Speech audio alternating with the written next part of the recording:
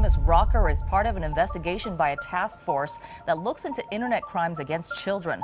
Authorities searched Gene Simmons' house in Benedict County. The latest about Gene Simmons is breaking the headlines, and it's not the kind of story fans expected.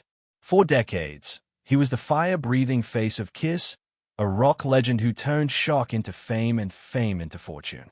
But behind the makeup and bravado, new revelations are stirring questions about his family, his empire, and the choices catching up to him now. Is it scandal, redemption, or something that blurs the line between the two? One thing is certain, the news is louder than the music, and the truth is still unfolding. From Haifa to the demon before Gene Simmons became the demon, breathing fire on stage and spitting blood to roaring stadiums, he was just Heimwitz, a boy from Haifa, Israel, raised by a single mother who had survived one of the darkest chapters in human history. His beginnings weren't glamorous. They were marked by scarcity, trauma, and an unrelenting desire never to feel powerless again. That drive would shape the persona he later created, one that became as much armor as it was entertainment. Simmons entered the world in a home still shadowed by the Holocaust. His mother, Flora Klein, had survived the concentration camps in Hungary, losing family members to the Nazis before managing to escape and rebuild in Israel. She carried that trauma with her, and while she didn't speak often about what she had endured, her silence and overprotectiveness spoke volumes.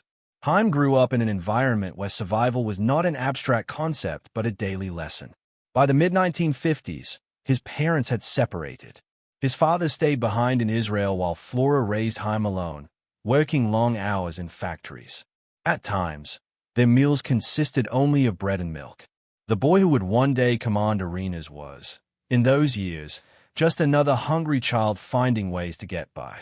He even made his own winter coat from an army blanket, an image far from the leather-clad rock god he would later become. But hardship has a way of forging ambition. Haim escaped through comic books, particularly American imports like Spider-Man and Superman. Even before he could read English, he studied the panels, teaching himself the language word by word because he was determined to understand his heroes. By 7, he spoke Hebrew, Hungarian, Turkish, and was beginning to piece together English. It wasn't just about words. It was about transformation. If his heroes could mask their pain behind costumes and larger-than-life powers, maybe he could too. Flora made a life-changing decision in 1958. She and Haim emigrated to Queens, New York, with nothing but a clean break, family, no clear path ahead, and zero money in hand. It was a culture shock. Toilets that flush amazed him, as well as TV dinners, but school was ruthless, and his accent made him a target again as the outcast. Instead, he would think of how he was going to make his mark. So he kept going. He sold cactus plants door to door, picked fruit, and learned English through TV and comics. Every rejection only made him stronger. In his early teens, Haim was already walking in a new pair of shoes. Legally changing his name to Gene Klein, he took Gene from the moniker of cowboy stars like Gene Autry, making it Gene Simmons, which sounded more rock star-like. He played guitar for hours upon hours, hung out in small bands, and studied pop culture with barely enough discipline as played out in classroom studies. The Beatles' performance in 1964 on The Ed Sullivan Show set his soul on fire. It wasn't just fame he wanted to admire. It was the kind he wanted to claim for himself. These odd jobs, where he worked at butcher shops, delis, and later as a teacher in Spanish Harlem, were all things Simmons did to save money while secretly plotting his true career. No drinking, no illegal substances. He kept his eyes open and watched as others fell off. His crystal-clear vision merged into his personality, always poised, always calculated. When Simmons began working with Paul Stanley to hammer out the basics of Kiss, those early teachings found full expression. He wouldn't settle for being just another musician. He wanted to be a legend, untouchable, larger than life. To this end, he created The Demon, an alter ego with horror film roots, comic book villain influences, and shadows of his own childhood. The painted face, the blood, the fire breathing, all were more than theatrics. They were a shield and a statement that he would never again be that powerless little boy from Haifa. That armor didn't just protect him. It became the foundation for a business empire built on shock, spectacle, and strategy. The Kiss empire, when Gene Simmons and Paul Stanley formed Kiss in the early 1970s, their goal wasn't just to play music. They wanted to build a spectacle, a force that would grab attention before a single note was played. And Simmons, always the strategist, quickly realized that music could be only half the business. The other half, image, branding, and turning Kiss into a product that fans could take home. The foundation was the look, with Ace Frehley painting himself as the spaceman, Peter Criss as the Catman, Paul Stanley as the Starchild, and Simmons transforming into the Demon. The band's identity became instantly recognizable. In an era where rock bands often blurred together, Kiss stood out like a comic book come to life. Simmons saw the potential not just in sound, but in licensing. If kids could wear the same faces they saw on stage, Kiss could become more than a band. It could be a brand. The plan worked. By 1975, even before they had their first major radio hit, Kiss had launched into merchandising. Lunchboxes, trading cards, dolls, posters, and belt buckles rolled out.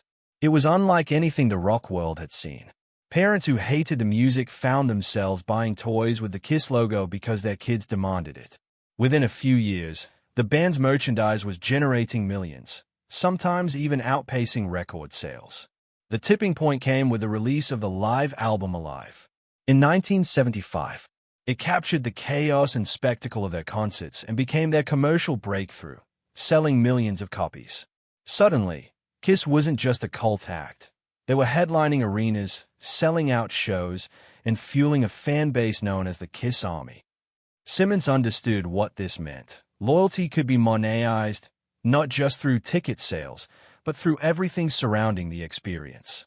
By the end of the 1970s, Kiss had launched more than 100 licensed products, including Kiss-branded pinball machines, Halloween costumes, and even board games. Simmons pushed boundaries with ideas most bands would laugh at. Think Kiss-branded coffins decades later. You were shamelessly simple. 10 people wanted to buy it. Kiss would put their name on it. Critics called it shameless, but Simmons said it was just good business. Why limit the reach of the band to vinyl and tours when it could extend into every corner of pop culture? The unyielding pursuit of profit always had its consequences. By the late 70s, the band spread all over, but some fans and critics said that the music seemed shoved into the shadow of the marketing blitz. In 1978, the TV movie Kiss Meets the Phantom of the Park only added bricks to the backlash. But behind the blood-spitting businessman was a man who had to reconcile that empire with his private life, one that fans would eventually see on camera. Love, family, and reality TV rewrites for decades. Gene Simmons cultivated an image of the untouchable rock god, the demon who breathed fire, spat blood, and claimed thousands of lovers. Marriage, family, and domestic life seemed like the opposite of everything he stood for. And yet, the man who once bragged about never settling down eventually found himself at the center of a reality TV show, his personal life exposed for millions to dissect. It all began with Shannon Tweed. The two met in 1983 at the Playboy Mansion, where Simmons' reputation preceded him. Shannon was no stranger to the spotlight herself. As a former Playboy Playmate of the Year and rising actress, she knew how the Hollywood game worked. Still, their relationship surprised many. Gene was open about his refusal to marry, citing his parents' divorce and his distrust of permanence. Shannon, however, was patient, though that patience would be tested repeatedly across nearly 3 decades.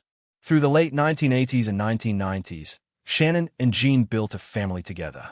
Their son, Nick, was born in 1989, followed by their daughter, Sophie, in 1992. Despite his refusal to put a ring on Shannon's finger, Gene embraced fatherhood in his own unconventional way.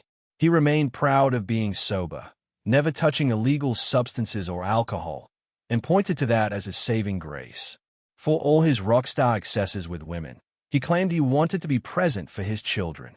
But the contradictions in Gene's life became impossible to ignore when Gene Simmons' Family Jewels premiered on A&E in 2006. For the first time, fans and critics alike saw the demon stripped of his armor. The show chronicled his home life with Shannon, Nick, and Sophie, portraying a man who balanced rock tours with school events, business deals with family dinners. On one hand, it softened his image, making him more relatable to mainstream audiences. On the other hand, it peeled back layers of dysfunction that had long been hidden behind stage makeup. From the start and over 7 years later, the show encompasses live drama from the birth of Episode 1 to the end of Episode 160 of Season 7. And from the production house to the audience, it was a ratings smash hit. Viewers tuned in to watch Gene watching Shannon bicker about his commitment issues, impart love and responsibility wisdom to his children, and wrestle with the burden of son and a global icon. But in a rather humorous way, the show was perhaps serving to show the cracks Gene had spent years trying to paper over. The most dramatic moments came in the story in the latter seasons, with Shannon boiling over into rage. She had tolerated decades of infidelities and gazes evasively about marriage. But the breaking point came in 2011. In a notorious scene, Shannon left the set during a talk show appearance, labeling Gene a pig. Another unforgettable moment was when Shannon discovered the infamous Polaroids, thousands of photographs allegedly cataloging his indecent rendezvous with women through the years. She burned the Polaroid photos in front of the cameras as a show of rage, which symbolically erased a section of his past that had haunted their relationship. And then Gene proposed a twist in fate up to then being believed impossible. In July 2011, Gene popped the question to Shannon after nearly 28 years of relationship. Come October, his kids Nick and Sophie stood by his side, Nick as best man and Sophie as maid of honor, when the wedding took place. Although a private redemption, the wedding ended up being a public spectacle. Critics have called it a publicity stunt, but to many fans, it was a rare glimpse of emotional vulnerability from a man who spent years avoiding any commitment. The man, it turns out, was finally able to admit that much of his fear was rooted in childhood scars and a lifetime's deflection. Reality TV then reinvented Gene Simmons' public narrative. For television audiences, he was transformed from the demon of Kiss to the flawed partner, the sometimes awkward father, the man who is trying, rather late in life, to balance ego with love. The show was both a test and a platform for Shannon, Nick, and Sophie. While for Gene, it was a rewriting of his image, one he could not fully control. And while the cameras eventually toned off in 2012, the echoes of Family Jewels remain. It revealed Gene Simmons not as a monster, but as a man caught between myth and reality. Yet even with his softer side exposed, controversy was never far behind, reminding the world that the demon's shadow could still cause chaos. When fame bites back for most of his career, Gene Simmons thrived on controversy. He leaned into the villain role, the demon, the egotistical businessman, the unapologetic womanizer. In the 1970s, it worked. Headlines about his excess only fueled the mystique of Kiss. But by the 2000s, culture had shifted. What once looked like rock and roll bravado was now being scrutinized under a harsher light. Simmons, never one to hold back, found himself facing lawsuits, scandals, and PR nightmares that chipped away at the empire he'd built. One of the earliest flashpoints came in 2010, when ESPN makeup artist Victoria Jackson accused Simmons of inappropriate behavior during a SportsCenter appearance. She claimed he hugged and pressed against her while in costume. Simmons dismissed the charge as absurd, even filing a countersuit that argued his metal codpiece made such contact impossible. The case was quietly settled, but it set the tone. His brand of shock no longer played the same way offstage. In the years that followed, more allegations surfaced. In 2016, a dishwasher at one of his Rock and Brews restaurants accused him of groping her. A similar claim came in 2017. Both cases were resolved privately, but they suggested a pattern Simmons had long shrugged off as misunderstandings. He insisted people were misinterpreting his humor or twisting his blunt personality into misconduct. Still, the lawsuits left behind smoke, even when no fire was proven. PR disasters weren't confined to the courtroom. Simmons' unfiltered mouth often landed him in trouble. In 2017, he tried to trademark the famous devil horns hand gesture, insisting he invented it in 1974. The move outraged the metal community. Fans pointed out that John Lennon and Ronnie James Dio had used it decades earlier.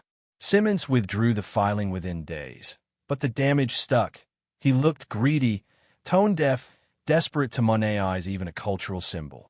Fox News, which became notorious that same year, banned Simmons for barging into meetings, pulling his pants down to show off his scars, and making some really bad and crude jokes regarding Michael Jackson while he was there promoting some new Kiss project.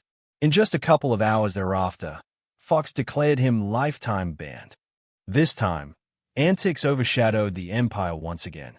Without lawsuits, Simmons was bound for the wrong while giving away the headlines in any year. In 2024, while a guest on the Dancing with the Stars show, he made comments regarding female dancers that viewers perceived as creepy. No discussion on choreography, or was on how they looked, jokingly that one contestant had fogged up my glasses. Social media erupted, naming him the gross uncle of rock. Rather than apologize, Simmons doubled down in interviews, insisting he stood by his words. The flashpoints everyone's arguing about even after 50 years in the spotlight, Gene Simmons shows no sign of slowing down or dodging controversy. The years 2024-2025 have been especially volatile, reigniting debates about his ego, his judgment, and whether the man behind the demon still knows when to step aside. The first flashpoint came in October 2024 on Dancing with the Stars. Fans expected cheeky banter, but instead Simmons made personal remarks about female contestants, quipping that one dancer had fogged up his glasses. Social media exploded, branding him the creepy uncle of rock. What might have slid decades earlier now hits differently. Rather than apologize, Simmons doubled down, insisting he stood by every word. Supporters praised his bluntness. Critics saw him as out of touch. If October tested his commentary, April 2025 tested his business instincts. Simmons unveiled the ultimate Gene Simmons experience, a $12,495 fan package, before tickets. Buyers could roadie for a day, help with sound check, eat backstage, receive a signed bass, and be introduced on stage. Critics slammed it as shameless profiteering during hard economic times, with blogs dubbing it the most tone-deaf package in rock. Fans debated whether it was exploitation or pure rock capitalism. The packages are still sold out, with some attendees calling it priceless. The divide between devotion and outrage grew sharper.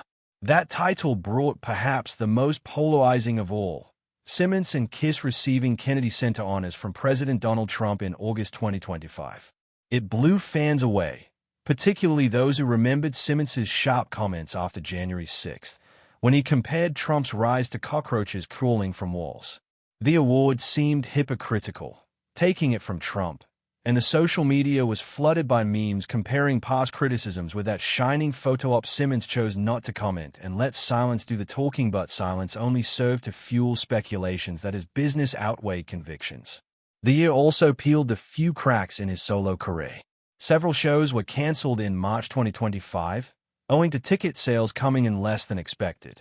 Taking over premium seats of more than $500, critics said fans had reached the limit. For them, the cancellations marked the beginning of the end, proof that Simmons' reputation for squeezing his brand had finally outlived fan loyalty. Simmons shrugged off the accusation, saying that old-fashioned shows were easier without a full Kiss setup. His confidence or arrogance just sparked more debate. However, every occasion was not a matter of spectacle. It was here that Simmons broke down into tears in embarrassment while being interviewed by CBS Mornings in July 2025, just after the death of Ozzy Osbourne. Simmons remembered Kiss opening for Black Sabbath in the 70s, calling Ozzy a genuine, egoless soul. For a man who has been famous for bravado, the tears stunned fans. It was a brief glimpse into vulnerability overshadowed, but not erased, by the firestorms of the year. Even from their earlier positions, these flashpoints are grouped here to reveal the contradiction in Gene Simmons. Loved and hated, popular and resented. He would survive for many decades feeding on the spectacle. But in 2024 and 2025, it was not unusual for that spectacle to spill off stage. And punters were left asking, is he really still in charge of himself, or has controversy come to master him? That question lingers not only for Simmons but also for those destined to inherit his empire. A's of the Demon's legacy for Gene Simmons. Life has always been bigger than music. It's been about empire. But as the decades roll on, one question looms.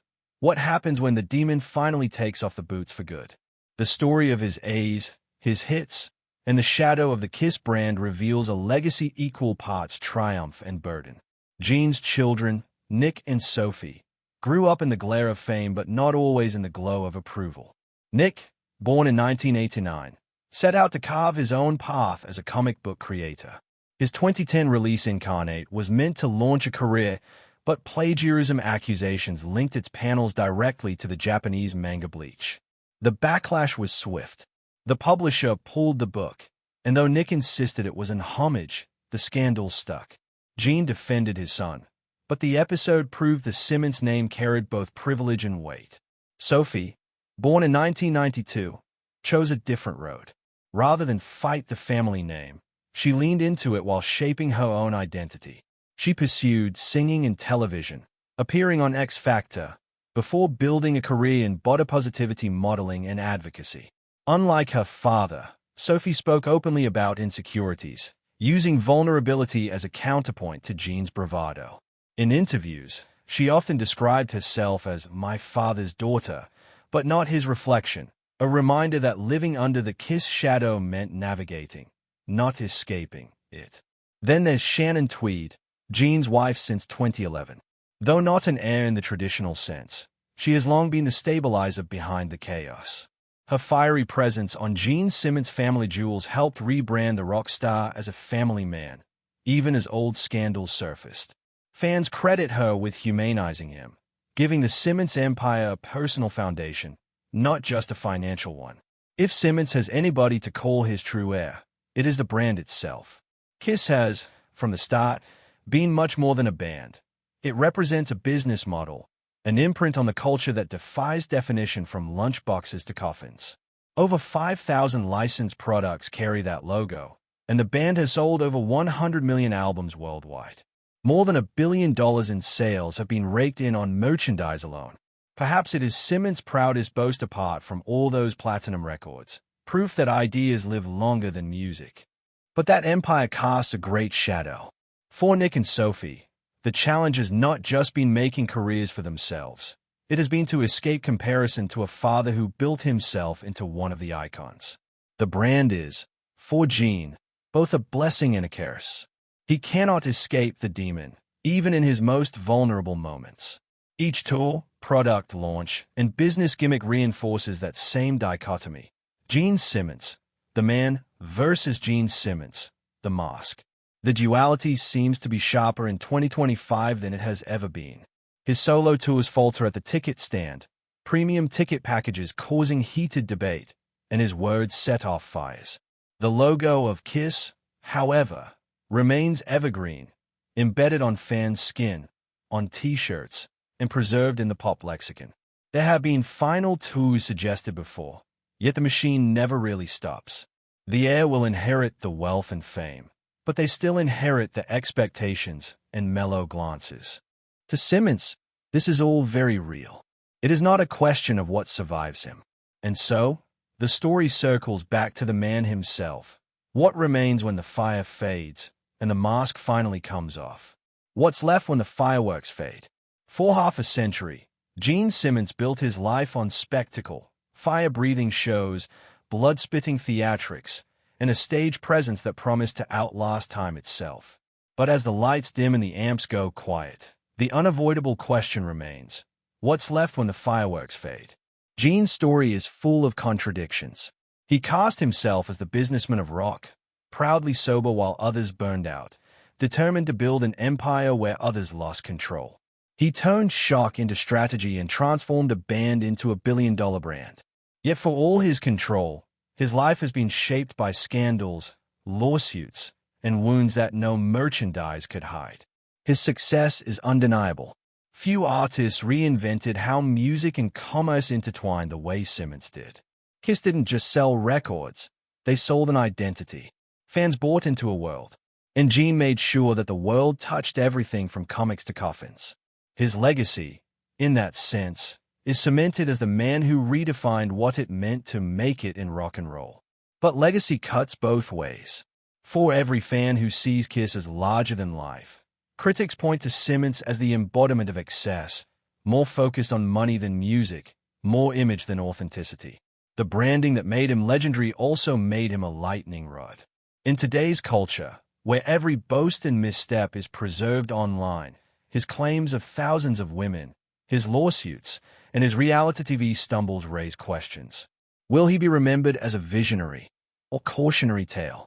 But behind the mask hides the boy from Haifa, who lost his father, saw his mother carry the marks of the Holocaust, and promised himself never to feel powerless again. He became the demon, but he also became a husband and father. After long years of turmoil and heartache, Shannon Tweed has remained by his side. Their children, Nick and Sophie, have made their own ways, sometimes stumbling along the journey as they attempt to establish their identities in the shadow of his fame. It is where Gene's legacy has softness, in the family that weathered the chaos with him. What remains when the sparks die? For Gene, perhaps less about fire on the stage now and more about the one he lit in culture. Kiss's makeup and theatrics transformed live performance. Those business instincts have redefined the way bands think about branding. His influence upon our entertainment is undeniable, even if divisive.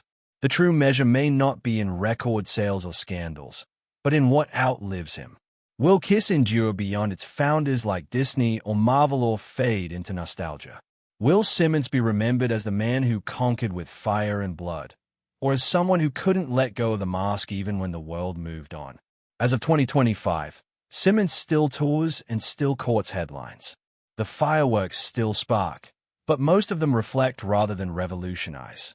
The shock of yesterday is now an accepted part of rock history, and within that history, Simmons will exist not just as the demon, but also as the man who made it prove that music could be more than sound. If this breakdown helped you cut through the noise, drop your take in the comments. Marketing genius, line crosser, or both. Hit like, subscribe, and ring the bell so you don't miss our next deep dive. And when you're ready, tap the next video on your screen. We've got more untold stories waiting.